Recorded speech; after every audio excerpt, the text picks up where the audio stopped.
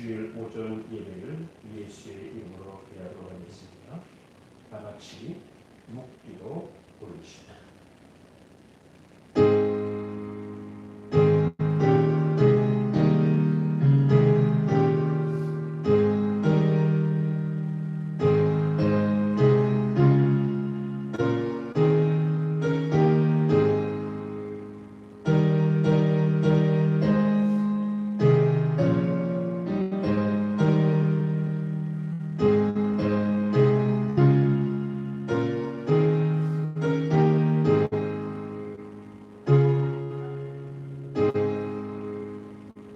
여호와께서 노아에게 이르시되 너와 내 온 집은 방주로 들어가라.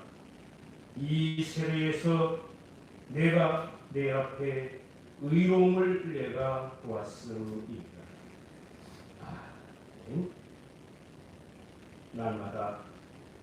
날마다 부활의 감격과 소망 안에서 우리의 믿음을 성장시켜 주시는 하나님 아버지, 어둠과 불의가 난무한 세상에서 늘 빛과 소금이 되어 살아가는 새 힘과 능력을 공급해 주심을 감사드립니다.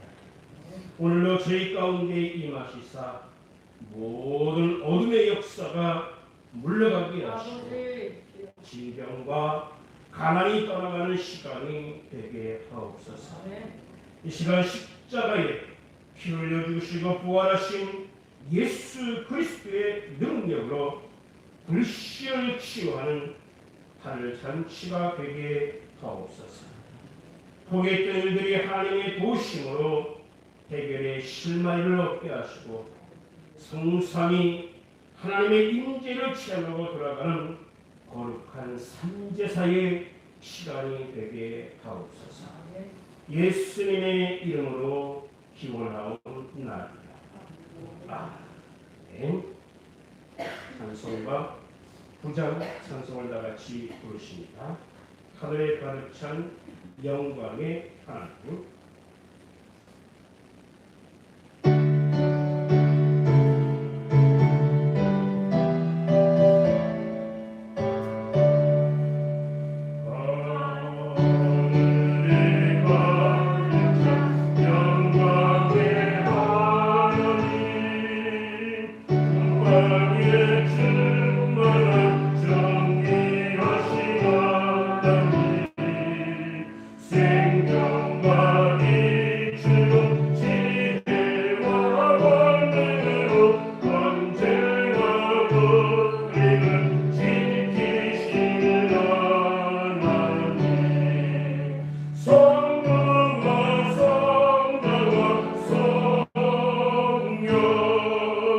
Sorry.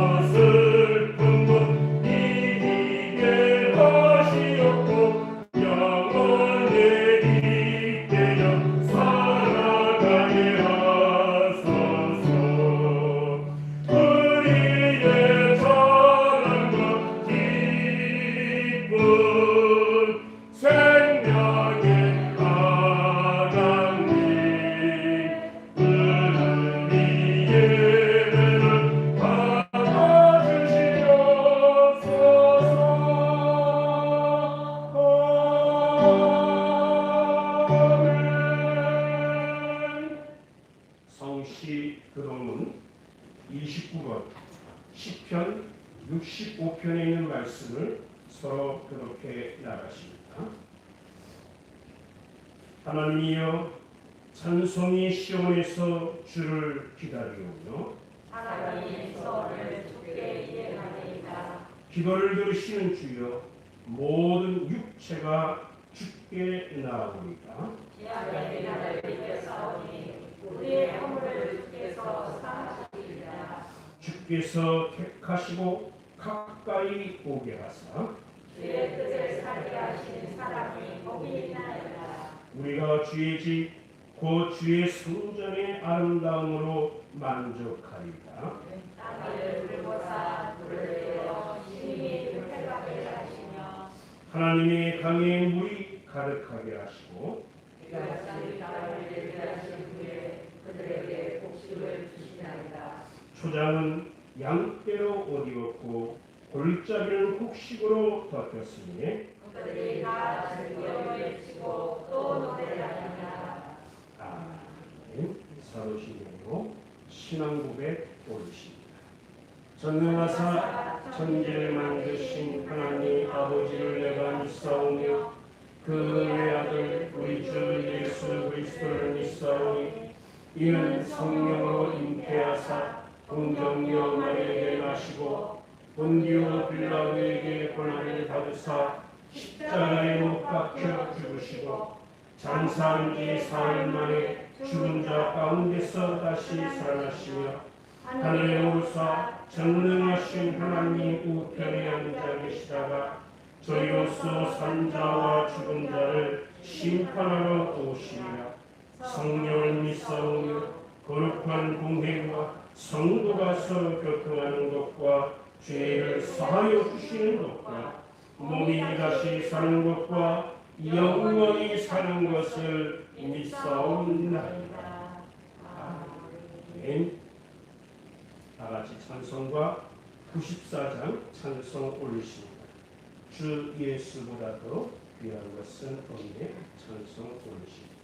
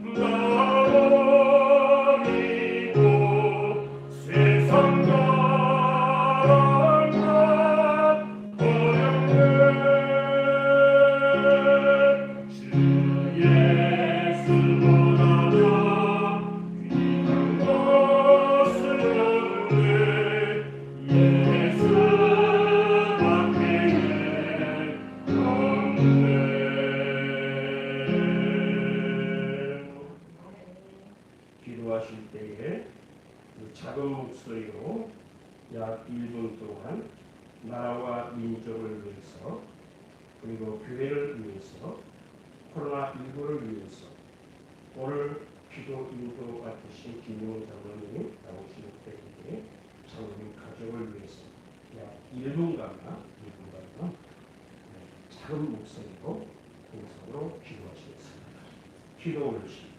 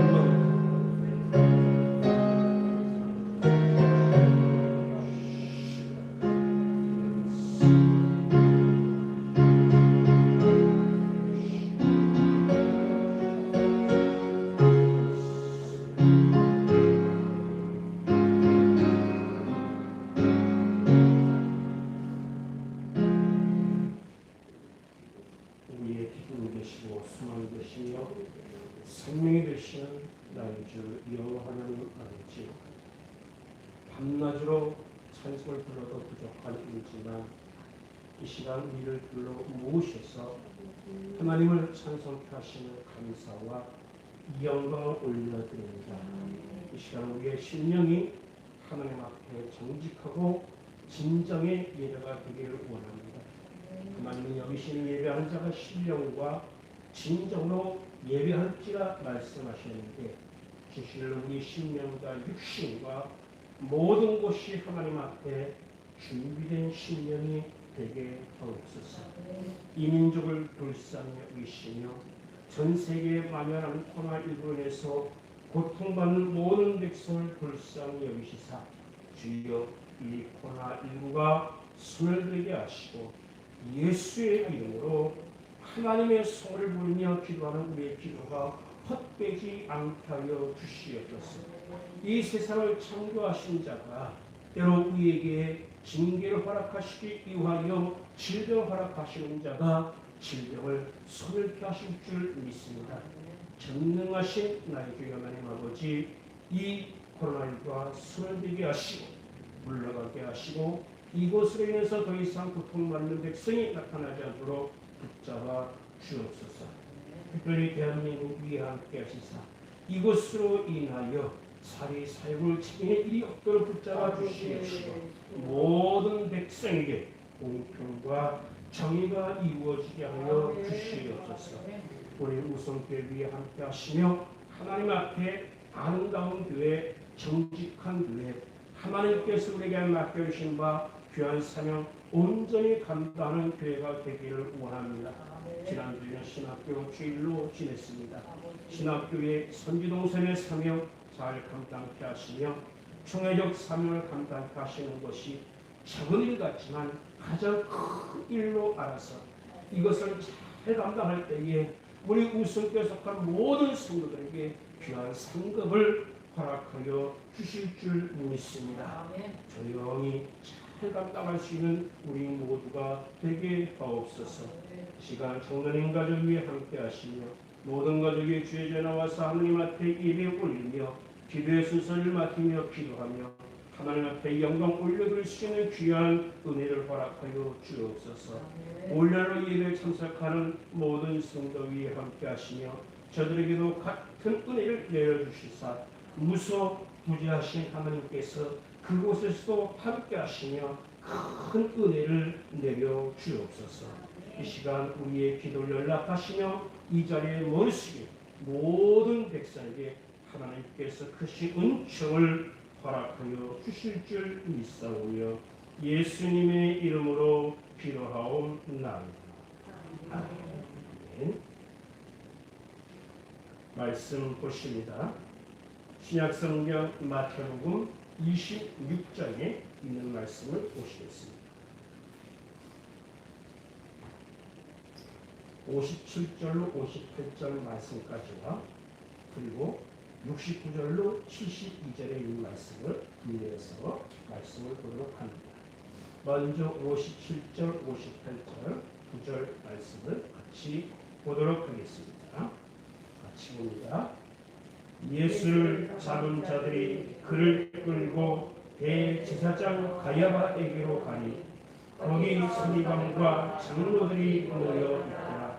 베드로가 널찍이 예수를 따라 대제사장의 집들에까지 가서 그 결말을 보려고 안에 들어가 가인들과 함께 앉아 있더라. 69절부터 72절 말씀 다시 한번 한 목소리로 보겠습니다.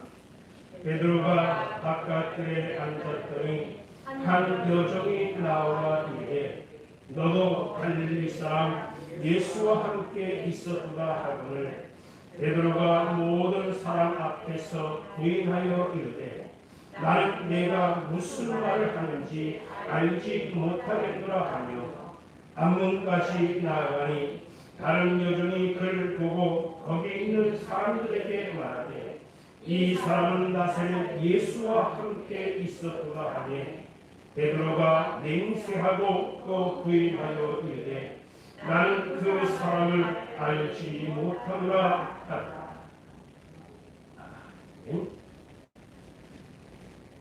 찬송가 540장으로 다같이 성가대의 마음으로 같이 찬양하도록 하겠습니다. 파트의 파음을 아시는 분은 파음으로 같이 찬양해 주시기 바랍니다.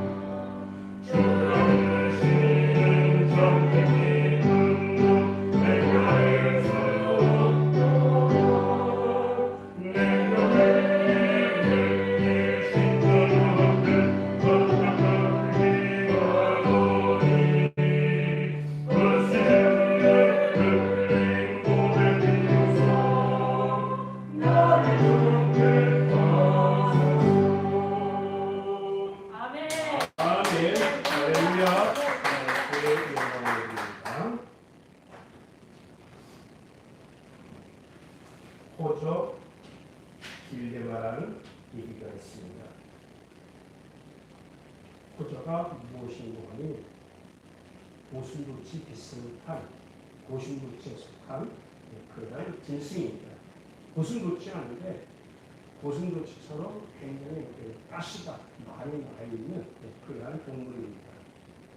자기들끼리 뭐 사냥하러 다닐 건 괜찮은데 좀 추워서 자기들의 그 체온을 유지하려면 모아야 되거든요. 같이 옹기종기 모여야 되는데 자기들도 가시가 큰 줄 알아서 모여서 살과 살을 맞대야 되는데 맞댈 수가 없어요. 왜?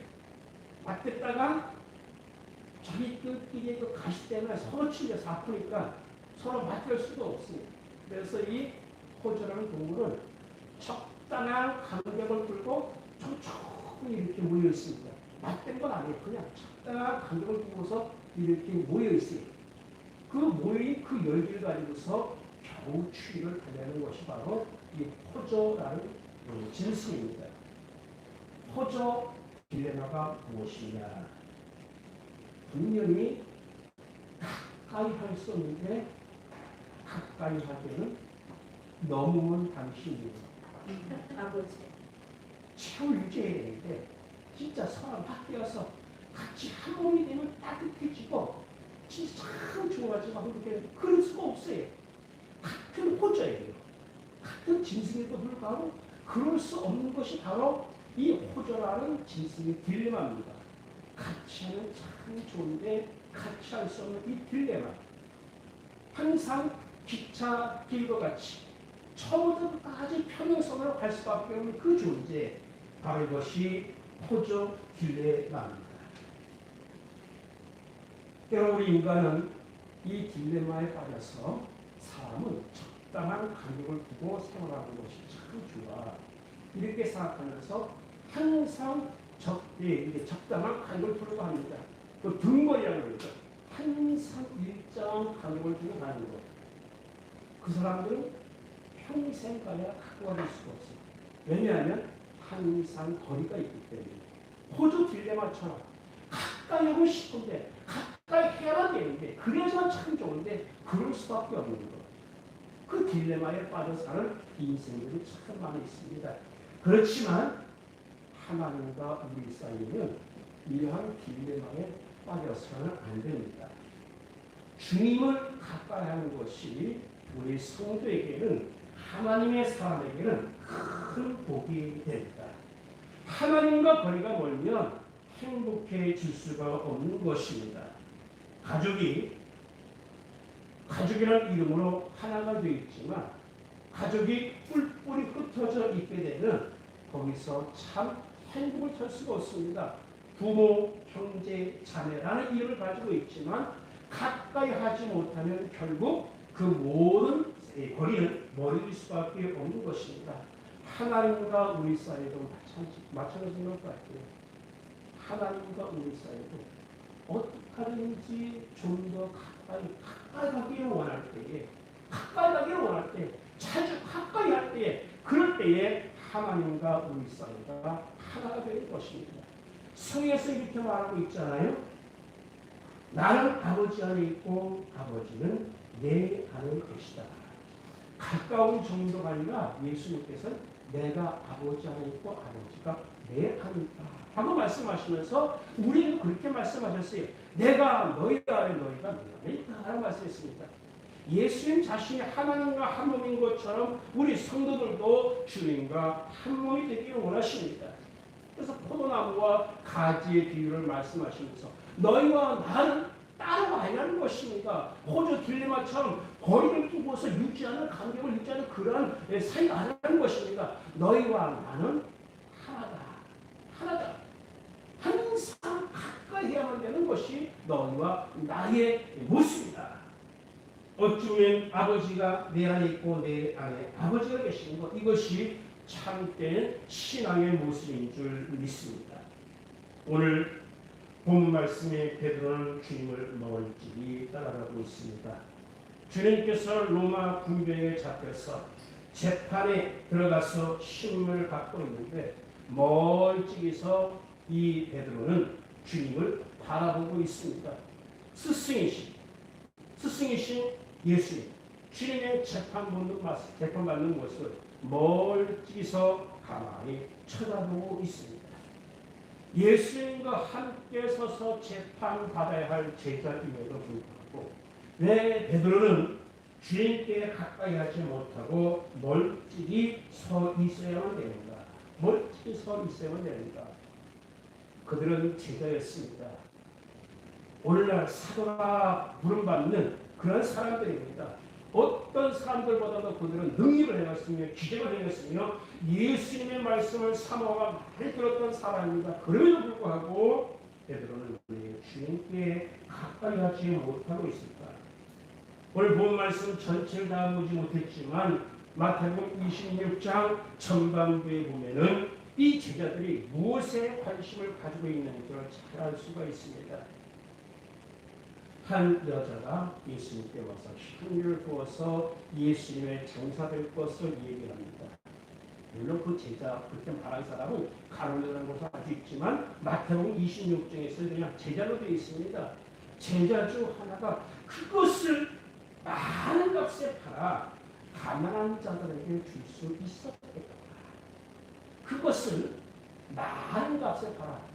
저것은 굉장히 큰 돈이 되는 물건인데 그것을 허비하듯이 띄어서 예수님의 발에 보니까 그것을 바라보면서 많은 값으로 바라보고 있습니다. 예수께서 하시고 저에게 이르시되 너희가 어찌하여 이 여자를 괴롭혔느냐? 저가 내게 좋은 일을 하였다. 예수님은 좋은 일을 한 것으로 받아들이고 있는데 제자들은 허비한 것으로 받아들이고 있습니다. 허비한 것으로 받아들이고 있습니다. 제자들의 시각은 예수님께 좋은 일을 하기보다는 저것을 팔아서 어떡하든지 우리의 재산에 플러스 되면 참 좋겠다라는 그런 생각을 하고 있는 것입니다. 예수님보다는 물질에 더 관심을 가질 때 멀찍이서 따를 수밖에 없었던 것입니다. 예수님과 가까이 하고 싶고 예수님과 아주 가까이서 천당하고 싶었던 사람이 있었습니다. 부자 청년입니다. 주님께서 예수님 제가 어떻게 해야지 하늘나라에 갈 수가 있을까요? 천국이 제 선거 될 수 있을까요? 여러 가지로 말씀하는 가운데 내 소리를 받아 가난한 자에게 다 나눌 줄 알 때 이 부자 청년이 근심하면서 돌아갔습니다.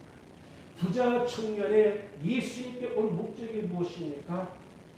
예수님과 가까이 하기 위해서, 주님과 가까이 하기 위해서 왔는데 그 가까이 온 부자 청년에게 예수님께서 너의 재산, 너의 물질을 다 팔아서 가난한 자에게 주라 할 때에 이 부자 청년은 근심하며 돌아갔습니다. 물질 문제에 걸려서 포기하고 말 것입니다. 주님을 가까이 하기엔 때로 주님의 생각과 내 생각이 달라서 주님을 가까이 하지 못할 때가 많이 있습니다. 주님을 가까이 하기엔 재산과 물질이 너무 많아서 그것 때문에 주님을 가까이 하기가 힘들 때가 있습니다. 사교라는 인물이 있죠. 주님을 보고 싶었어요. 숨을 들어 살고 있었어요. 예수님과 가까이 하고 싶었어요. 내가 어떻게 하면 예수님과 가까이 할 수 있을까? 자기의 피가 작은 것을 알아서 무리 중에 예수를 바라볼 수 없는 것을 알고 있었기 때문에 뽕나무 위에 올라갑니다. 예수님을 가까이 하고 싶은 그의 심정, 그 마음이 뽕나무 위에 올라갔습니다. 세리장입니다. 세리서장입니다. 지위가 있는 사람입니다. 나이가 있습니다. 그러나 이 삭개오는 주님을 만나기를 가까이 하기를 원할 때에 체면이 없어진 겁니다. 내가 예수님을 만나는데 세리서장이라는 이 직책이 무엇이냐? 이것은 아무것도 아니라는 거죠. 때로 우리가 주님을 간절히 만나고 주님께서 주신 그 은혜의 체험감을 드리기를 원하지만 때로 우리의 체면이 주님을 가까이 하기엔 너무 멀을 때가 많이 있습니다. 뽕나무 위에 올라갔습니다. 뽕나무 위에 올라간 삭개오를 주님께서 바라보십니다. 내가 오늘 너희 집에 유하겠다. 나는 이 말씀을 떨어질 때에 삭개오는 자기 집에 영접합니다. 장치를 벌입니다. 그러면서 맹세합니다. 내가 재산 절반을 가난한 자들에게 주겠습니다. 혹시 내가 잘못해서 위기에서 포식한 것이 있거든 부육질한 것이 있거든 내가 4배나 갚겠습니다. 첫째는 주님을 가까이 할 때 체면 없앴습니다. 두 번째는 주님을 가까이 하고 나니 재산과 물질과 모든 것이 아주 자연스럽게 너무나 은혜스럽게 포기되어질 겁니다. 이 모든 것이 포기가 되어지니까 더욱더 주님을 가까이 할 수가 있었습니다. 주님께서 이 모든 것을 두고 삭개오에게 한 말씀이 무엇입니까? 오늘날 이 집에 구원이 이르렀다. 네가 천국 백성이 되었구나 하고 축복하신 것을 보게 됩니다. 여러분 우리가 주님을 가까이 한다는 것이 복이 있지만 주님의 사역보다 때로 물질의 측면에 다른 것에 더 관심이 많아서 주님을 가까이 하지 못할 때가 많이 있습니다. 시편 13편 28절 말씀에 하나님께 가까이 하니 내게 복이라 내가 주 여호와를 나의 피난처로 삼아 주의 모든 행사를 전파하리이다. 우리가 주님 앞에 나올 때 여러 가지 방해되는 것이 있습니다. 벽이 있습니다. 그러나 주님께 가까이 올 때는 제자들처럼 너무나 생각하지 마세요. 물질에 너무 관심을 두지 마세요. 예수님 앞에 나올 때 이 모든 것이 포기될 때에만 삭개오처럼 주님을 만날 수가 있는 것입니다. 주님을 가까이 하니 여러분들에게 큰 복이 됩니다. 그리고 이 제자들이 주님께 이 베드로를 비롯해서 제자들이 주님 앞에 가까이 갈 수 없었던 것이 무엇이냐면 바로 자신의 의지를 믿고 교만한 까닭입니다. 본 말씀을 계속해서 보다 보면 예수님께서 베드로에게 네가 오늘 밤 닭 울기 전에 3번 나를 부인할 것이다. 베드로가 말하니라 내가 주와 함께 죽을지언정 절대로 주를 부인하지 않겠습니다. 연달아서 옆에 있던 제자들 나머지 11제자겠죠. 11제자 모두가 나도 마찬가지예요. 주와 함께 죽을지언정 부인하지 않겠습니다. 연달아서 11명의 제자가 모든 제자로 이와 같이 말을 합니다. 베드로는 말할 게 아니라 11제자 모두가 다 베드로처럼 주와 함께 죽을지언정 부인하지 않겠답니다. 이것은 단지 베드로를 향해 베드로 한 사람을 향해서 말하는 것이 아니라 어쩌면 예수님께서는 모든 제자를 향해서 말하는 것입니다. 12제자 모두 다 나를 부인할 것이다. 멀찍이서 나를 따라올 것이다. 하는 그런 말입니다. 12제자 모두가 베드로를 통해서 모두 다 말합니다. 아닙니다. 주와 함께 죽을지언정 부인하지 않겠습니다. 라고 말했습니다. 3번 나를 부인할 것이다. 누가 말해요? 예수님께서 말씀하셨거든요. 기적을 베푸시는 자가 하나님의 말씀을 베푸시는 자가 예언을 말씀하신 자 그렇게 말했으면 정말 그런 주님? 정말 그렇게 될 것 같아요? 그러면 안 되는데요? 왜 그러지? 그리고 진짜 우리의 연약함을 좀 불쌍히 여겨주세요. 그러면서 주님 앞에 나와 좀 회개하고 용서를 구하면 얼마나 좋겠어요. 그런데 스승인 예수님 앞에서 아니 우리를 뭘로 보시는 거요? 우리가 비록 억울할지라도 세일할지라도 우리가 3년 동안 예수를 따르는데 우리 어떻게 보는 겁니까? 우리가 어떻게 예수를 부인한다는 말입니까? 하면서 어떻게 보면 배려는 거죠. 자신의 의지를 믿고 예수님 앞에서 예수님한테 분명히 부인한다라고 말했지만 교만해서 또 그것을 부인하는 것입니다. 아닙니다. 절대 부인하지 않겠습니다. 시대마다 하나님께서 징조를 보여주시고 내가 이렇게 할 것이다 라고 말하지만 그것을 믿지 않는 사람들이 많았습니다. 믿지 않는 많은 사람들은 다 멸망을 받았습니다. 노아시대 때에 많은 사람이 있었습니다. 인구를 계산하는 학자들은 기후변화와 모든 것을 살펴볼 때에 적어도 노아시대 인구가 몇 명이었겠느냐 이거 그냥 원시대 사람이기 때문에 말해야 4천만 명 이렇게 생각하지만 인구를 계산하는 사람들의 수학자에서는 최대 한 100억 정도 지금의 인구보다 훨씬 많은 겁니다. 왜냐하면 그때 죽지 않았습니까? 계속 바꾸서 돌아왔으니까요. 그렇게 되니까 굉장히 많은 사람이 있었다는 것입니다. 다 믿었어요. 수십억의 사람들이 아니고 누가 믿었습니까? 오직 노아의 10식구만 믿었습니다. 노아의 10식구만 믿고 방주에 들어갔고 8식구가 구원을 받았습니다. 소돔과 고모라 성에 불로 심판할 때에 그 성에 아무도 믿어주는 사람이 없었습니다. 롯의 두 딸만 믿었습니다. 딸을 사랑하던 두 남자 사이도 믿지 않았습니다. 딸이 말하면 그 남자 친구는 믿어야 될 거 아니에요. 믿지 않았습니다. 물론 소돔과 고모라 성에 사는 사람들은 믿지 않았습니다. 심지어 누구도 믿지 않았냐? 롯의 아내도 믿지 않았습니다. 나오는데 설마하니 꽝한 소리와 함께 저 성이 멸망할까 뒤를 돌아보니 소금기둥이 되어버리고 말았습니다. 심지어 롯의 아내마저 믿지 않았습니다. 롯의 두 딸만 믿었습니다. 믿었기 때문에 아버지를 따라서 피난갈 수 있었던 것입니다. 우리는 주님께서 말씀하시는 좀 처음이라고 해요. 우리가 좀 나이 드신 분이 하면 무시할 때가 좀 있죠.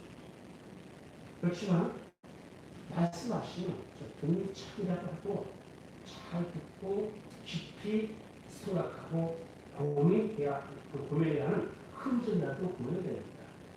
주님께서 가르쳐주시면 회개하고 자신을 살펴야 할 책자를 회개가 뭘 네가 세고 말할 것이다. 바로 이 예언의 말씀을 해주셨는데 아닙니다. 주님께 죽을 정도로 절대로 부인하지 않겠습니다. 제자들은 주님의 말씀에 반박을 가한 것입니다. 죽을지언정 부인하지 않겠습니다. 완전히 주님의 말씀을 무시하고 자기 주장만 내세울 뿐입니다. 오늘날 인간 신학살도 많고요. 이것 때문에 하나님의 영을 가지고 하나님의 사람들이 너무나 많이 있다는 것입니다. 에이 쓸데없는 소리 하지 마시오.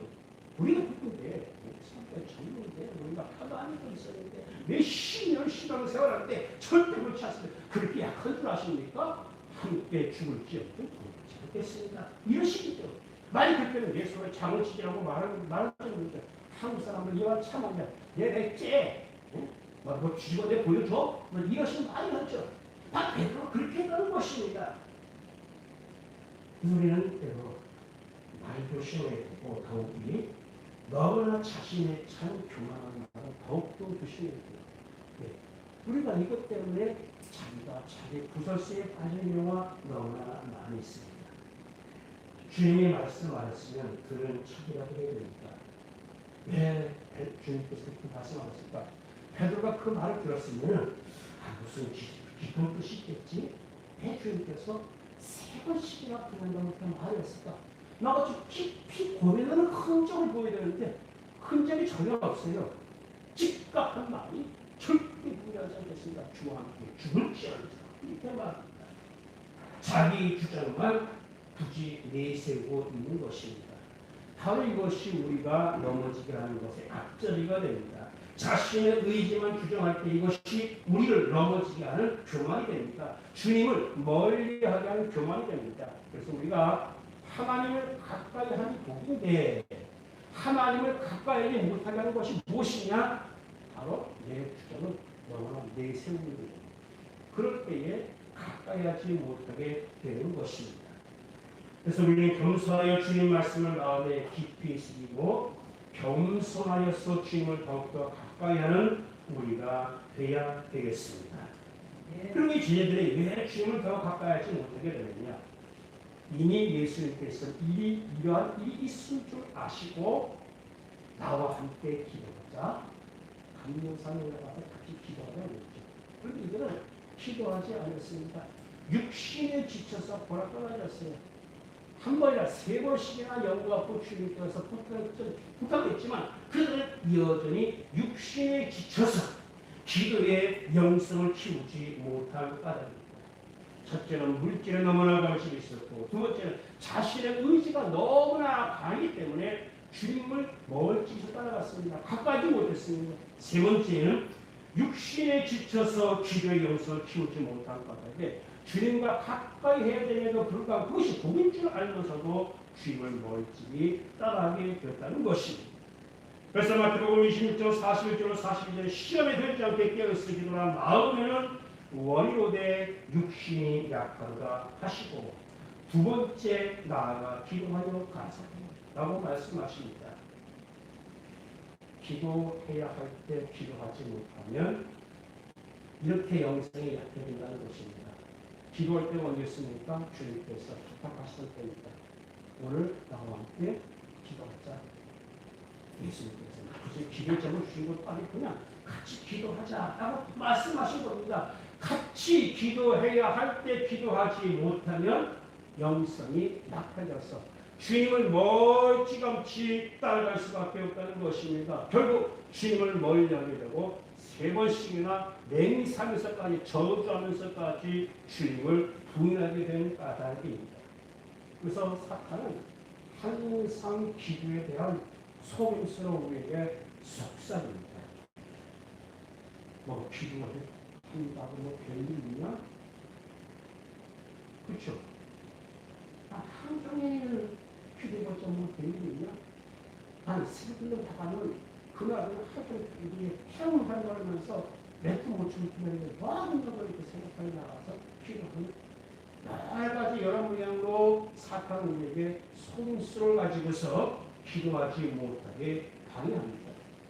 기도하는 뭐 스님도 하고 무당도 하고 다 하는 건데 그거 하면 사람이 이렇게 와서 속삭이죠. 그렇지만 기도할 때 기도하지 못하면 영성이 약해진다는 것입니다. 다니엘이 파란만장한 삶 속에서 죽음을 두려워하지 아니하고 자신의 신앙을 버틸 수 있었던 까닭은 무엇이냐? 매일같이 정한 시간에 기도했다. 그것밖에 없어요. 다른 것은 없어요. 다니엘은 항상 기도했다는 것입니다. 하루에 3번씩 창문을 열어놓고 기도하는 것입니다. 매일같이 하는 기도, 일정한 기도, 밥 먹듯이 하는 그 기도. 어떻게 보면 굉장히 형식적인 것 같아요. 아무나 할 수 있는 기도인 것 같아요. 그러나 아무나 할 수 있는 그 기도, 형식인 것 같은 그 기도, 그 기도라도 내가 기도할 수 있을 때에 기도하면 왜 영성이 약해지지 않는다는 것입니다. 베드로와 제자들에게 나와 같이 기도하자. 한 번, 두 번, 세 번씩이나 부탁했지만 그들의 육신에 약해서 함께하지 못하고 결국 그들의 영성은 약해지고 예수를 멀찍이 따라갈 수밖에 없었다는 것입니다. 기도하는 백성은 나라가 망하지 아니하고 기도하는 부모는 가정이 망하지 아니하고 기도하는 성도는 교회가 망하지 않습니다. 어쩌면 기도하는 이 신앙은 하나님을 가까이 하기 때문에 기도하는 그 신앙은 복이 됩니다. 기도할 때에 하나님이 사용하시고 축복해 주실 줄 믿습니다. 내게 구하라 내가 열방을 유업으로 주리니 내 소유가 땅끝까지 이르리라. 마지막 네 번째로 제자들은 주님을 가까이 못할 이유가 무엇이냐? 바로 혈기 때문에 주님을 더욱더 가까이 하지 못했습니다. 예수와 함께 있던 자 중 하나가 손을 펴서 검을 떼어 대제사장의 종의 귀를 쳐서 떨어뜨리게 됩니다. 이때 예수님께서 내 검을 도로 집에 꽂으라. 검을 가진 자는 다 거기로 나갈 것이다. 제대로 아마도 100%뿐만 아니라 모두가 다 칼을 가지고 다닐 것 같아요. 그때 당시 모든 남자들은 거의 다 단도 같은 칼을 가지고 다니는 것 같습니다. 뭐 자기 방어용으로서 가진 다니고 누가 뭐라고 하겠어요. 그러니까 그것은 이 집에서 검치면서 빼내는 것이 문제죠. 한 것이 혈기죠. 혈기 때문에 주님을 가까이 하지 못하게 되는 것입니다. 여러분 이 검객 영화를 보게 되면 좋은 만큼 굉장히 강했죠. 기껏 막 칼 가지고 쨍쨍거리며 싸우다가 아주 멋있는 말 합니다. 칼은 사람을 죽이고 사용하는 것이야. 소중한 것을 지키려고 사용하는 것이야. 말을 하죠. 내가 지금 검을 가지고 수십 명, 수백 명의 사람을 죽였지만 이것은 소중한 것을 지키려고 사용하는 것이야. 맞는 말이죠. 맞는 말이죠. 베드로가 검이 있었습니다. 검. 자기 자신을 지키는 거 아닙니까? 그러나 혈기가 나오니까 그 권집에서 빼자마자 자신을 찌른 것이 아니라 보이는 상대방 대제사장의 귀를 친 것입니다. 친 것입니다. 베드로는 칼을 빼어 주님을 잡는 사람을 쳐서 죽이려고 했던 것입니다. 어찌 보면 베드로가 이렇게 하는 것이 굉장히 의군, 의용 간비의 사람을 내가 내 스스로 지키는 것인데 의군의 감정이 이끌어서 그렇게 했을지 몰라요. 그래서 그 사람을 죽이는 것이 잘하는 것이라고 생각했을지 몰라요. 우리가 생각해볼 때도 진짜 베드로 진짜 수도자야. 어떤 제자가 그런 생각했겠어? 감히 로마 군인들이 다 빙돌아있는 그 상태에서 어떻게 검을 피워서 대제사장의 그 종을 칠 수가 있어? 역시 베드로야 라고 말할 수 있을지 모르지만 예수님께서는 제일 그 베드로를 항상 말합니다. 칼을 쓰면 칼로만 해. 칼을 쓰면 칼로만 해. 이것은 단지 칼로 하는 게 아닙니다. 혈기를 부리면 혈기가 망한다는 겁니다. 네가 감정이 표출되어서 그 감정을 이기지 못해서 그렇게 하는데 그 감정, 그 혈기 때문에 네가 나간다라는 것입니다.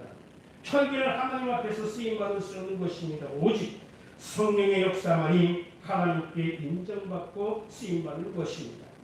고린도전서 15장 50절 말씀에 형제들아 내가 이것을 말하는 혈과 육은 하나님 나라를 유업으로 받을 수 없고 썩은 것은 썩지 아니할 것을 유업으로 받지 못한다 라고 말씀하고 있습니다.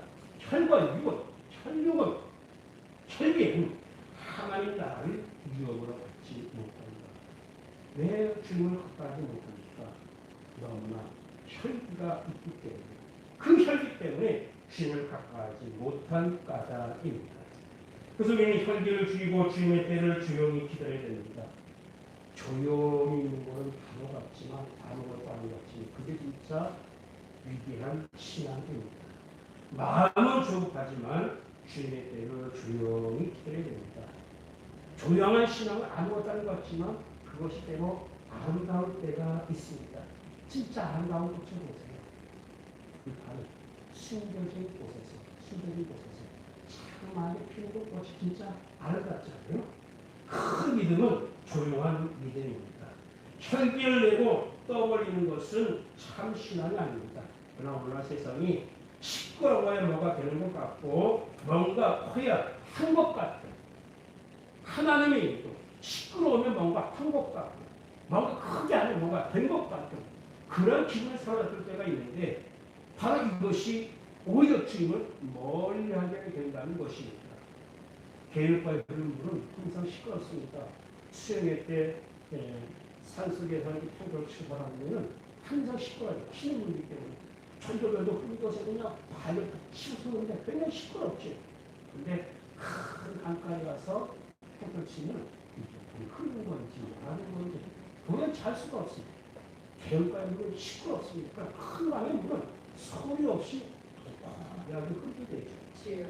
큰 믿음은 조용한 믿음입니다. 어찌 보면 큰 일을 하는 사람은 시끄럽게 하는 것이 아니라 조용히 큰 일을 하게 되는 것입니다. 한자의 아버지가 둘째 아들이 집 나갔습니다. 기가 식은데 제 생각대로 봤어. 다시 나가는데 그만 우물방울 떨면서 찾아갔습니까? 아니죠.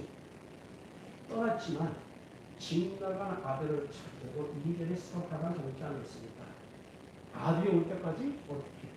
그냥 조용히 기다리고 있어요. 아니, 아버지야? 아빠 맞아? 어떻게 부모가 저럴 수가 있어? 아들이 집 나가서 될지 없는 그런 소식을 들어서 빨리 쫓아가서 빨리 찾아와야 되는데 어떻게 저럴 수가 있어? 그러나 이 탕자의 아버지는 속만 듣고 있습니다.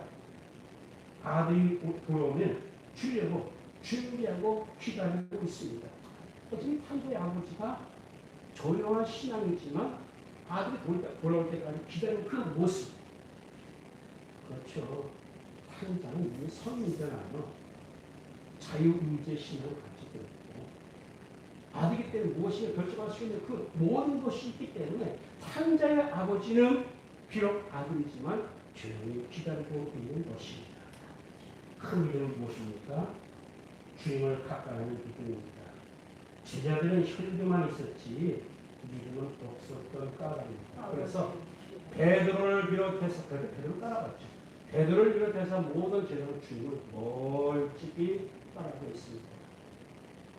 진짜 복은 하나님을 가까이 하는 복입니다. 주님을 가까이 하는데 방해될 모든 것, 물질, 교만, 또 기도에 열심하지 않는 것, 또 시끄러운 것, 이 모든 것을 떠는 우리가 되어야 되겠습니다. 주님, 하나님을 가까이 하는 것을 믿습니다. 우리가 하나님을 가까이 하며 주님을 가까이 하며 해방되는 것이 너무나 많이 있습니다. 주님께서 포기하게 하시고 버리게 하시고 이 감정 버리게 하시고 겸손하게 하시고 시끄럽지 않게 이 주님을 따라가는 위대한 신앙, 아름다운 신앙, 큰 믿음을 소유하게 하며 주옵소서. 예수님의 이름으로 간절히 기도하옵나이다. 네? 나의 영원하신 기업 생명보다 귀하다 찬송드리십니다.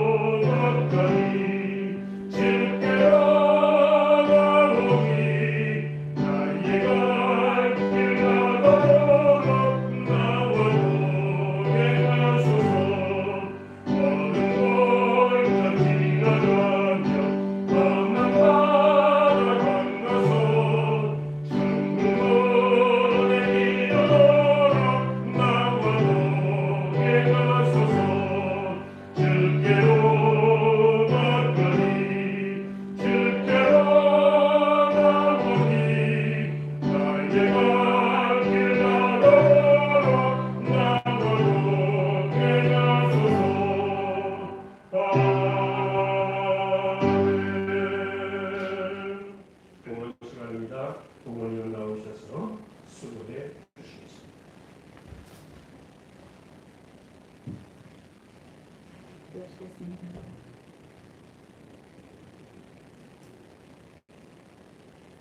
한 주간 동안 저희들에게 일할 수 있는 힘과 건강을 허락하여 주시고 적재적소에 필요한 것으로 공부하여 주신 하나님을 감사드립니다. 저희 빛이 사람 앞에 비치게 하여 하나님 영광을 드러내는 삶으로 살게 하여 주시며 온전히 감사드리며 물질에 대한 성직의 사명을 잘 감당하면서 복된 삶이 되기를 간절히 감사드립니다. 주신 모든 상황들에 늘 감사 올리며 예수님의 이름으로 기도드리겠습니다.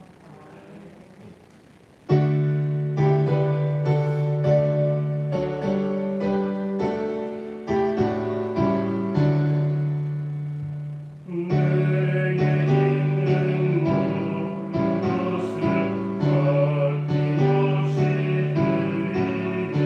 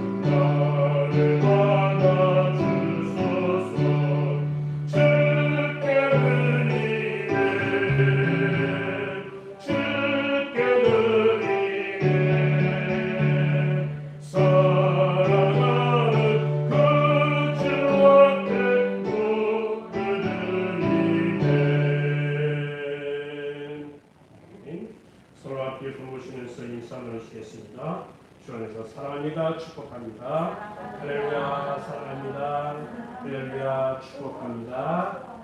여러분 모두를 주 안에서 사랑합니다. 아멘.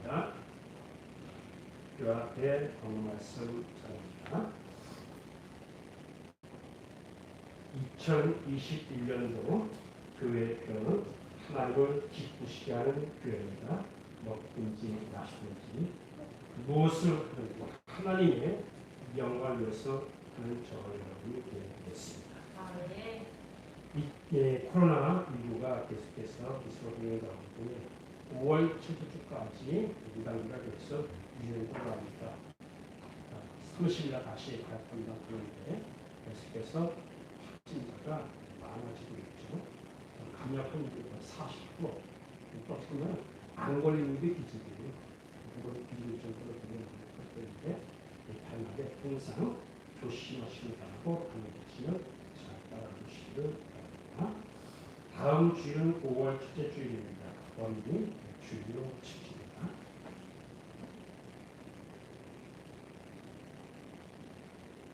실조 예를 강철 목사와 김수경 목사로 오겠습니다. 오봉희 장로님, 김희자 목사님, 박종명 목사님과 김혜수님, 김희수 목사님, 강영사님, 육전수를 오셨습니다. 감사 헌금을 하나님의 은혜로 정성을 정제 건강시켜 주시고 있습니다. 새벽기도 나오신 이정수 목사님 오셨습니다. 오봉희 장로님, 김희자 목사님, 주님 항상 지켜주시는 참 감사합니다. 이다음 목사님 오셨습니다. 아버지 귀한 사업장을 허락해 주셔서 참 감사합니다. 이명석 성도의 이름을 올렸습니다. 그 귀한 사업장을 축복하시며 성장하게 주실 줄 믿습니다. 감사해요. 이건 성도가 현미십사님, 성순 예수님, 박신원 청년을 올렸습니다. 박영선님과 육준 상공을 올리셨습니다. 성경으로 박강철 목사였습니다. 김수경 목사님, 김희경 목사님, 육준 목사님, 박영 목사님 올리셨습니다. 이영훈 배우들, 박영 목사님과 육준 목사님 임을 올리셨고 무명으로 임을 올리셨고 각부에게서 위원회를 공이 올리셨습니다. 다 같이 기도하십니다. 주님 감사합니다. 너무나 감사합니다. 우리 주님 앞에 나올 때 민선 왕자님도 하나님 앞에 감사할 수 있는 헌신할 수 있는 귀한 은혜 허락하시니 감사드립니다. 나눠서 주는 것이 아니라 우리의 마음과 뜻과 정성 다하여 드릴 때에 주님께서 드릴 손길 위에 주님께서 크게 축복하여 주실 줄 믿습니다. 그렇기 때문에 시험에 들지 않게 하시고 오히려 물질의 축복을 허락하셔서 많은 사람들에게 하나님의 영광을 나타내 하나님을 기쁘시게 하는 모든 성도가 되게 하옵소서. 예수님의 이름으로 간절히 축복드리옵나이다. 다 같이 일어나셔서 찬송가 1장 찬송을 부르시겠습니다. 만복의 그런 하나님.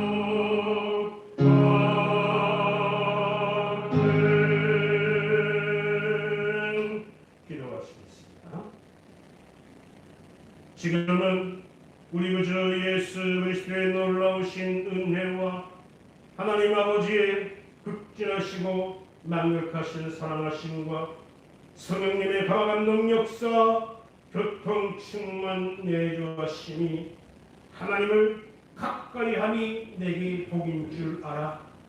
가까이함에 방해되는 모든 것들 물리치며 포기하기를 원하며 겸손히 낮아져 조용히 신앙생활하기를 원하는 이 자리에 멋있게 살아가는 성도들 위해 저들의 가정과 직장과 사업체 위해 자녀와 사랑하는 부모님들 위해와 중요한 신학교 이 나라 이민족 위해 지금으로부터 영원토록 함께 계실지어다. 아멘.